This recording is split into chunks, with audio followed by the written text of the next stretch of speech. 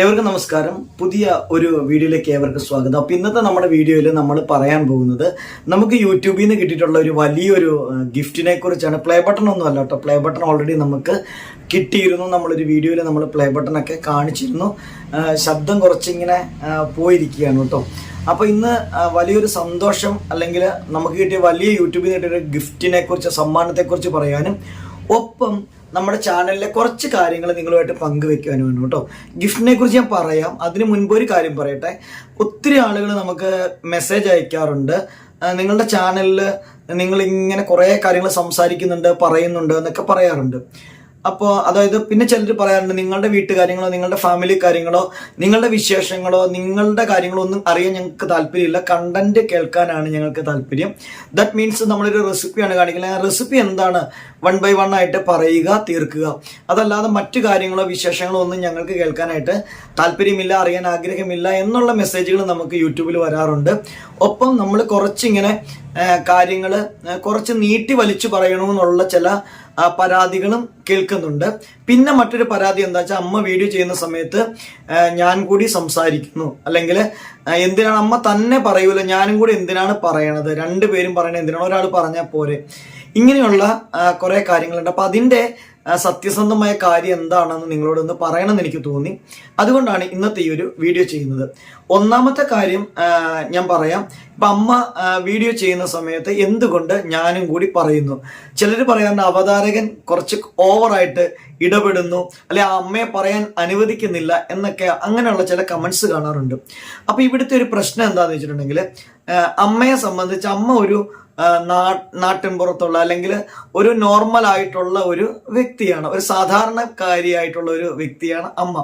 അപ്പൊ അമ്മയ്ക്ക് ഇങ്ങനെ സ്ക്രീനിലേക്ക് നോക്കിയിട്ടുണ്ടെങ്കിൽ ഇങ്ങനെ 1 by 1 ആയിട്ട് ഇങ്ങനെ കാര്യങ്ങൾ അവതരിപ്പിക്കാനായിട്ട് കുറച്ച് ബുദ്ധിമുട്ടുണ്ട്. അത് നിങ്ങൾ മനസ്സിലാക്കുക. കാരണം ഞങ്ങള് വളരെ സാധാരണക്കാരായിട്ടുള്ള ആളുകളാണ് ഞങ്ങൾ. അപ്പൊ അതിൻ്റെതായിട്ടുള്ള കുറച്ച് പരിമിതി അമ്മയ്ക്കുണ്ട്.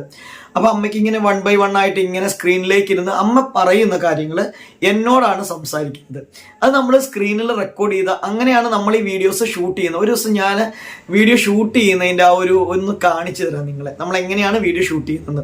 അപ്പൊ അത് കാണുമ്പോൾ ഒരുപക്ഷെ നിങ്ങൾക്ക് നിങ്ങളുടെ പേരൻസിനെ വെച്ചിട്ടോ നിങ്ങളുടെ അച്ഛനെ അമ്മയൊക്കെ ഉപയോഗിച്ച് നിങ്ങൾക്ക് ഇത്തരം വീഡിയോ ഒക്കെ നിങ്ങൾക്ക് ക്രിയേറ്റ് ചെയ്യാൻ പറ്റും.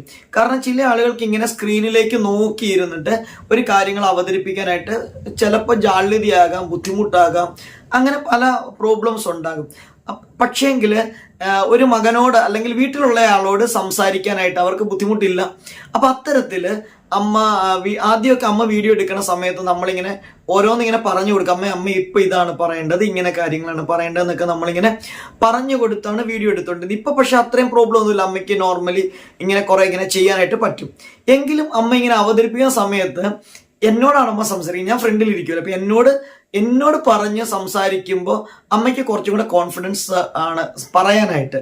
അതല്ലാതെ ഞാനിങ്ങനെ സ്ക്രീൻ വെച്ച്, ഞങ്ങൾ പലപ്പോഴും അങ്ങനെ വീഡിയോ എടുത്ത് നോക്കിയിട്ടുണ്ട് കേട്ടോ. അപ്പം ഞാൻ സംസാരിക്കുകയോ ഇടപെടുകയോ ഒന്നും ചെയ്യാതെ അമ്മയെ തന്നെ എടുത്ത് നോക്കുമ്പോഴേ നമുക്ക് ഒത്തിരി ടൈം വേണ്ടി വരും എടുക്കാനായിട്ട്. കാരണം അത് ചില പ്രായമുള്ള ആൾക്കാരെ സംബന്ധിച്ച് അവർക്ക് ഭയങ്കര ബോറിംഗ് ആണ് ഇങ്ങനെ തന്നെ, അല്ലെങ്കിൽ അത്ര എക്സ്പേർട്ട് ആയിട്ടുള്ള ആളുകളായിരിക്കണം. അല്ലെങ്കിൽ അവർക്ക് ഇങ്ങനെ സ്ക്രീനിൽ നോക്കി ഇങ്ങനെ ഒരു കാര്യം അവതരിപ്പിക്കുന്നു, അത് ഭയങ്കര ബുദ്ധിമുട്ടാണ്. പിന്നെ മറ്റൊരു പ്രശ്നം ഇതിനകത്തുള്ള എന്താ വെച്ചാൽ, ഇപ്പൊ നമ്മൾ ആരാണേലും, നമ്മൾ വളരെ എക്സ്പെർട്ട് ആയിട്ടുള്ള ആൾക്കാരാണെങ്കിൽ പോലും നമ്മളിങ്ങനെ കുക്ക് ചെയ്യുന്നു, കാര്യങ്ങൾ അവതരിപ്പിക്കുന്നു, ഇത് ചെയ്യുന്നു, 2 കാര്യങ്ങളാണ് ചെയ്യുന്നത്. ഇവിടെ പല വർക്കുകൾ സത്യത്തിൽ നടക്കുന്നുണ്ട്. അപ്പൊ അതായത് നമുക്കിപ്പോൾ ഒരു സാധനം കുക്ക് ചെയ്തുകൊണ്ടിരിക്കുമ്പോൾ അവിടെ എന്തൊക്കെ ഇൻഗ്രീഡിയൻസ് ആണ് ഇടുന്നത്, അത് കുക്ക് ചെയ്യണം, അത് ഇളക്കണം, അത് വാങ്ങണം, അങ്ങനെ ചെയ്യണം, ഇങ്ങനെ ചെയ്യണം, കുറെ പ്രോസസ്സ് അവിടെ നടക്കുന്നുണ്ട്. അതോടൊപ്പം തന്നെ ഈ കാര്യങ്ങൾ നിങ്ങളോട് പങ്കുവെക്കുകയും ചെയ്യണം. പക്ഷേങ്കിൽ നിങ്ങൾ ശ്രദ്ധിച്ചിട്ടുണ്ടോ എന്ന് എനിക്കറിയത്തില്ല, മലയാളത്തിലെ പല ഫേമസ് യൂട്യൂബ് ചാനലുകൾ, അതായത് കുക്കിംഗ് ബേസ്ഡ് ആയിട്ടുള്ള പല ഫേമസ് യൂട്യൂബ് ചാനലുകളും, അല്ലെങ്കിൽ ഒത്തിരി സബ്സ്ക്രൈബേഴ്സ് ഉള്ള മില്യൺ സബ്സ്ക്രൈബേഴ്സ് ഉള്ള ചാനലുകൾ പലതും ഉണ്ട്. ആ ചാനലുകളൊക്കെ ചെയ്യുന്ന എന്താ വെച്ചാൽ ഓൺ ദ സ്പോട്ട് അല്ല റെക്കോർഡ് ചെയ്യുന്നത്. എന്ന് പറഞ്ഞാൽ ചില channel on the spot record ചെയ്യുന്നുണ്ട്.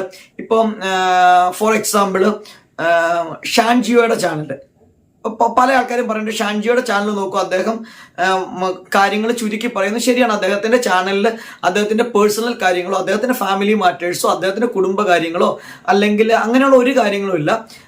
കൃത്യമായിട്ട് ഇന്ന ഇൻഗ്രീഡിയൻസ് അത് ഇഷ്ടപ്പെടുന്ന ആൾക്കാരുണ്ട് കേട്ടോ. പെട്ടെന്നൊരു റെസിപ്പിയൊക്കെ നോക്കണമെങ്കിൽ അത് നോക്കി ഫോളോ ചെയ്ത് പോകുന്ന ആൾക്കാരുണ്ട്. പക്ഷെ ആ ചാനലിന്റെ ഒരു പ്രത്യേകത എന്താന്ന് ചോദിച്ചിട്ടുണ്ടെങ്കിൽ അവിടെയൊക്കെ അവര് ഓൺ ദ സ്പോട്ട് അല്ല റെക്കോർഡ് ചെയ്യുന്നത്, സൗണ്ട് ചെയ്യുന്നത്. അത് മൊത്തം വിഷ്വൽസ് എടുത്തതിന് ശേഷം പിന്നെ ആ കാര്യങ്ങളെല്ലാം കാൽക്കുലേറ്റ് ചെയ്ത് എത്ര മല്ലിപ്പൊടി ഇട്ടു, അല്ലെങ്കിൽ എത്ര മുളക് പൊടി ഇട്ടു, എന്തൊക്കെ സാധനങ്ങൾ ഇട്ടു, എത്ര ടൈം കുക്ക് ചെയ്തു, ഇതൊക്കെ നോട്ട് ചെയ്തതിന് ശേഷം സൗണ്ട് ഓവർ ചെയ്തിട്ടാണ് ആ വീഡിയോസ് അവതരിപ്പിക്കുന്നത്. അപ്പോൾ അത് നല്ലതാണ്. അത് വളരെ സമയം ചുരുക്കിയൊക്കെ ചെയ്യാനായിട്ട് പറ്റും. പക്ഷേങ്കിൽ നമ്മളിങ്ങനെ ലൈവായിട്ട് ചെയ്യുമ്പോൾ നിങ്ങൾക്കറിയാം, ലൈവായിട്ട് ചെയ്യുമ്പോൾ നമുക്ക് കുറച്ചുകൂടി സമയം എടുക്കും. മറ്റേ നമുക്ക് വേണ്ട കാര്യങ്ങൾ മാത്രം കൃത്യമായിട്ട് അതിൻ്റെ ആ എസൻസ് മാത്രം എടുത്തിട്ട് നമുക്ക് വീഡിയോ ആയിട്ട് മേക്ക് ചെയ്ത് രണ്ടാമത് സൗണ്ട് ഓവർ കൊടുക്കാൻ പറ്റും. പക്ഷെ ഇവിടെ സംഭവിക്കുന്ന ഒരു കാര്യം എന്താ വെച്ചിട്ടുണ്ടെങ്കിൽ, അമ്മയെ സംബന്ധിച്ച് ഇങ്ങനെ സ്ക്രീനൊക്കെ ഇങ്ങനെ കറക്റ്റായിട്ട് കട്ട് ചെയ്ത് വീഡിയോ എഡിറ്റ് ചെയ്തതിന് ശേഷം ഒരു എക്സ്പേർട്ടിനെ പോലെ ഇരുന്നിട്ട് അതിന് കൃത്യമായിട്ട് സൗണ്ട് ഓവർ ചെയ്യാനായിട്ടുള്ള ഒരു ബുദ്ധിമുട്ടുണ്ട്. അമ്മയുടെ പ്രായത്തിൻ്റെ അസുഖത്തിൻ്റെ ഒക്കെ കാര്യങ്ങൾ കൊണ്ട് അങ്ങനെ സൗണ്ട് ഓവർ ചെയ്യാനുള്ളൊരു ബുദ്ധിമുട്ട് അമ്മയ്ക്കുണ്ട്. അപ്പൊ അതുകൊണ്ടാണ് നമ്മൾ അങ്ങനെ ഒരു സൗണ്ട് ഓവർ വീഡിയോ എടുക്കാതെ നമ്മൾ ലൈവായിട്ട് തന്നെ എടുക്കണം. അപ്പൊ അമ്മയ്ക്ക് ലൈവായിട്ട് നമ്മളോട് സംസാരിക്കുന്ന പോലെ അങ്ങ് എടുക്കുമ്പോഴത്തേക്ക് അത് കുറച്ച് ഈസിയാണ്. അപ്പൊ കുറച്ച് ലെങ്ത് വീഡിയോസിന് വരുന്നതായിട്ട് ഫീൽ ചെയ്യുന്ന അതുകൊണ്ടാണ്. അപ്പൊ അത് നിങ്ങൾ സാധനം ക്ഷമിക്കുക. പിന്നെ ഇതിൻ്റെ അകത്ത് ചില ഗുണങ്ങളും ഉണ്ട് കേട്ടോ. അതായത് ഈ സൗണ്ട് ഓവർ ചെയ്ത് കാണിക്കുന്ന വീഡിയോയും ഈ ലൈവ് വീഡിയോയും തമ്മിൽ കുറച്ച് ഗുണങ്ങളുണ്ട്. രണ്ടും തമ്മിൽ കുറച്ച് വ്യത്യാസങ്ങളുണ്ട്. അതെന്താന്ന് ഞാൻ പറഞ്ഞുതരാം. അത് എൻ്റെ പേഴ്സണൽ അഭിപ്രായമുണ്ട്. നിങ്ങൾ ചിലപ്പോൾ പറയുമായിരിക്കും അയ്യോ അത് അങ്ങനെയൊന്നും അല്ല എന്ന് പറയുമായിരിക്കും. പക്ഷെ എൻ്റെ പേഴ്സണൽ ആയിട്ടുള്ള അഭിപ്രായത്തിൽ ഇപ്പം ഞാൻ പല ചാനൽസ് കാണാറുണ്ട്.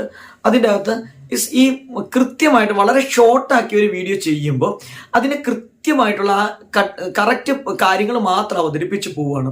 പക്ഷെ നിങ്ങളൊന്ന് ആലോചിച്ച് നോക്കണം, ഒരു പുതിയ റെസിപ്പി ചെയ്യുമ്പോൾ നമ്മൾ ആ ഒരു ചാനൽ ഇപ്പോൾ ഒരു 5 മിനിറ്റുള്ള ഒരു വീഡിയോ നമ്മൾ കണ്ടിട്ടുണ്ടെങ്കിൽ ഒരിക്കലും നമ്മൾ 5 മിനിറ്റിൽ ആ വീഡിയോ നമുക്ക് കണ്ടിട്ട് നമുക്ക് ഒരിക്കലും അത് കറക്റ്റായിട്ട് അതുപോലെ റിപ്പീറ്റ് ചെയ്യാനായിട്ട് പറ്റത്തില്ല. ആ പ്രോസസ്സ് കൃത്യമായിട്ട് നമുക്ക് റിപ്പീറ്റ് ചെയ്യാനായിട്ട് പറ്റത്തില്ല 5 മിനിറ്റിന്റെ വീഡിയോ. എൻ്റെ അഭിപ്രായമാണ് ഞാൻ പറയുന്നത്. ഞാനിപ്പോൾ 5 മിനിറ്റ് അങ്ങനെ കട്ടായിട്ട് പോകുന്നൊരു വീഡിയോ കണ്ടു ഒരു റെസിപ്പി ചെയ്യണം എന്നുണ്ടെങ്കിൽ ഞാൻ വീണ്ടും പല പ്രാവശ്യം ആ വീഡിയോ പ്ലേ ചെയ്ത് നോക്കേണ്ടി വരാറുണ്ട്. ശരിയാണോ അല്ലയോ എന്ന് നിങ്ങൾ നോക്കിയിട്ട് കമന്റ് ചെയ്യണം കേട്ടോ. അതെന്താന്ന് വെച്ചിട്ടുണ്ടെങ്കിൽ അവർ കൃത്യമായിട്ട് പറഞ്ഞു പോകുമ്പോൾ പിന്നീട് നമ്മൾ അതാണോ ആദ്യം ഇതാണോ ആദ്യം അങ്ങനെ ഇങ്ങനെയെന്ന് നമ്മൾ വിചാരിക്കും. ചിലപ്പോൾ എക്സ്പേർട്ട് ആയിട്ടുള്ള കുക്കിംഗ് എക്സ്പേർട്സിനൊക്കെ ചിലപ്പോൾ ഐഡിയ കിട്ടിക്കഴിഞ്ഞാൽ അവരുടേതായ ഐഡിയ ചെയ്യുക. പക്ഷെ അത് കൃത്യമായിട്ട് പ്രോസസ്സിൽ മാറ്റം വരാൻ സാധ്യതയുണ്ട്. പക്ഷേ നമ്മളെപ്പോൾ ഇങ്ങനെ ലൈവായിട്ട് ചെയ്യുന്ന വീഡിയോസിന്റെ ഒരു പ്രത്യേകത എന്താ വെച്ചിട്ടുണ്ടെങ്കിൽ അവരിപ്പോൾ ഇങ്ങനെ കാര്യമൊക്കെ പറഞ്ഞ് ഇങ്ങനെ ചെയ്തു പോകുമ്പോഴത്തേക്കും അതൊരു സ്റ്റോറി പോലെ നമ്മുടെ ബ്രെയിനിലേക്ക് ഫീഡ് ആകും. അതായത് നമ്മൾ കൃത്യമായിട്ട് ഒരു ക്വസ്റ്റ്യൻ്റെ ആൻസർ ഒരു കുട്ടിയെ പഠിപ്പിക്കാനായിട്ട് നമ്മൾ ഒരു പാരഗ്രാഫിൽ അല്ലെങ്കിൽ ഒരു പാരഗ്രാഫ് എഴുതി കൊടുത്താൽ കറക്റ്റ് കാര്യങ്ങൾ അവതരിപ്പിച്ച് ഇന്നതാണ് ആൻസർ എന്ന് പറഞ്ഞു കൊടുക്കുമ്പോൾ ഒരു കുട്ടിയുടെ ബ്രെയിനിൽ ഫീഡ് ആവുന്നത് പോലെയല്ല. അവനത് ഉദാഹരണമൊക്കെ സഹിതം അതൊരു പ്രത്യേക ഒരു രീതിയിലൂടെ അവൻ ഇഷ്ടപ്പെടുന്ന രീതിയിലൂടെ കുറച്ച് ടോക്കറ്റീവ് ആയിട്ടുള്ള രീതിയിലേക്ക് പോകുമ്പോൾ അവന്റെ മനസ്സിലേക്ക് പതിയുന്നത് കുറച്ച് കൂടുതലായിരിക്കും. അപ്പോൾ ആദ്യമായിട്ട് കുക്കിംഗ് പ്രോസസ്സിലേക്കൊക്കെ വരുന്ന ആൾക്കാരും മനസ്സിലാക്കുന്ന ആൾക്കാർക്കും ഒക്കെ ആ ഒരു വീഡിയോ ഒരു പ്രാവശ്യം കണ്ടാൽ തന്നെ അത് നമ്മൾ ആ ചെയ്തു പോയ ആ മെത്തേഡ് അനുസരിച്ച് അവർക്ക് ഫോളോ ചെയ്ത് പോകാൻ പറ്റും. പക്ഷെ ഒരു ഷോർട്ട് വീഡിയോയ്ക്കകത്ത് ടപ്പ് ടപ്പ് ടപ്പ് ടപ്പ് എന്നും പറഞ്ഞുകൊണ്ട് 1 മിനിറ്റിൽ ഒരു വീഡിയോ ഷോർട്ട് ആക്കുമ്പോൾ നമ്മളുടെ മൈൻഡിൽ ഫീഡ് ആകുന്ന അത്രയും ഫീഡ് ആവത്തില്ല. നമുക്കൊരു ഐഡിയ ഒക്കെ കിട്ടും. പക്ഷെ പ്രോസസ്സ് വീണ്ടും നമ്മൾ പല പ്രാവശ്യം കാണേണ്ടതായിട്ട് വരും. അപ്പൊ അതാണ് ഇതിൻ്റെ അകത്തെ ഒരു കാര്യം. ഇതെന്റെ ഒപ്പീനിയനാണ്. നിങ്ങൾക്കത് ശരിയാണെന്ന് തോന്നുവാണെങ്കിൽ നിങ്ങൾ കമന്റ് ചെയ്യുക, തെറ്റാണെങ്കിൽ നിങ്ങൾക്ക് ആ അഭിപ്രായം പറയാവുന്നതാണ് കേട്ടോ. പിന്നെ അടുത്ത കാര്യം എന്താന്ന് വെച്ചിട്ടുണ്ടെങ്കിൽ എനിക്ക് കിട്ടിയ നമ്മളുടെ യൂട്യൂബിൽ നിന്ന് കിട്ടിയ വലിയൊരു ഗിഫ്റ്റ് എന്ന് പറയുന്ന സംഭവം എന്താ വെച്ചിട്ടുണ്ടെങ്കിൽ നമ്മൾ ഇങ്ങനെയുള്ള കാര്യങ്ങൾ പറയൂല, പല കാര്യങ്ങളും നമ്മുടെ ഫാമിലി കാര്യങ്ങൾ പണ്ടത്തെ കാര്യങ്ങളൊക്കെ പറയാറുണ്ട്. അപ്പോൾ പലപ്പോഴും ഈ കാര്യങ്ങൾ ഇപ്പം അമ്മയുടെ കാര്യങ്ങളൊക്കെ പറയുമ്പോൾ എന്താ വെച്ചാൽ നമ്മുടെ ആ ഒരു ജനറേഷനിലെ കാലവും ഈ കാലത്തെ കാര്യങ്ങളും ഒക്കെ തമ്മിൽ താരതമ്യം ചെയ്യാനും പ്രായമായിട്ടുള്ള ആൾക്കാർക്കൊക്കെ അതൊന്ന് ഓർക്കാനും. ഇപ്പം അമ്മയെ സംബന്ധിച്ച് അമ്മ പഴയ കാര്യങ്ങളൊക്കെ പറയുമ്പോൾ ചിലർക്ക് ബോറടിക്കുന്നുണ്ടാകാം. അല്ലെങ്കിൽ ഞാൻ അമ്മയോട് ചിലപ്പോൾ ചോദിക്കാറുണ്ട്, പഴയ കാര്യങ്ങളൊക്കെ ചോദിക്കുമ്പോഴത്തേക്കും പല കാര്യങ്ങളും പറയാറുണ്ട്. അമ്മ പറയുന്ന പഴയ കാര്യങ്ങളും കേൾക്കുമ്പോൾ ഞാനൊക്കെ സത്യം സങ്കടപ്പെട്ടിട്ടുണ്ട്, നമുക്ക് സങ്കടം വരാറുണ്ട്. അങ്ങനെയുള്ള ലൈഫൊക്കെ ആയിരുന്നു പണ്ടത്തെ ആളുകളുടെയൊക്കെ ലൈഫിലെ പല സന്ദർഭങ്ങളും. അതിപ്പോൾ അമ്മയുടെ നിന്ന് മാത്രമല്ല പല ആളുകളുടെയും ജീവിതത്തിൽ അങ്ങനെയുള്ള പല അനുഭവങ്ങളിലൂടെ ആയിരിക്കും ആൾക്കാർ കടന്നു പോകുന്നത്. നമ്മുടെ ഇന്നത്തെ പോലെ അത്ര ഒരു എന്താ പറയുക അത്ര ആ ഒരു സെറ്റപ്പ് ഒന്നും ആയിരിക്കത്തില്ല പണ്ടത്തെ ഒരു കാലത്തുണ്ടായിരുന്നത്. സോറി.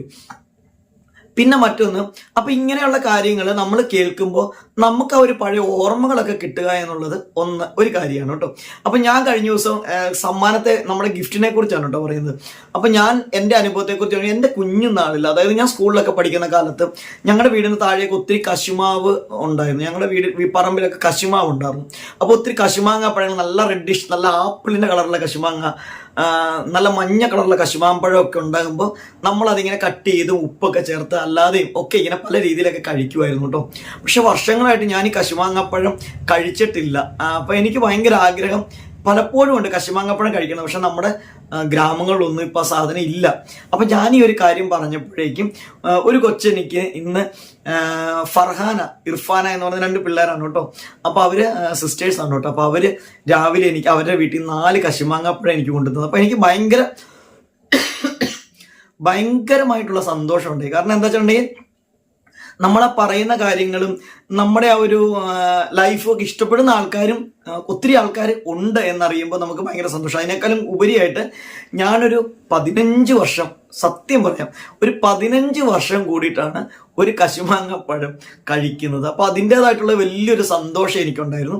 അപ്പൊ അവരോടുള്ള നന്ദിയും താങ്ക്സും ഒക്കെ ഞാനിപ്പം ഈ ഒരു വീഡിയോയിലൂടെ പങ്കുവെക്കുകയാണ്. അപ്പോൾ അത് അങ്ങനത്തെ ഉള്ള ഒരു സന്ദർഭമൊക്കെ നമ്മുടെ ജീവിതത്തിൽ ഉണ്ടായിട്ടുണ്ട്.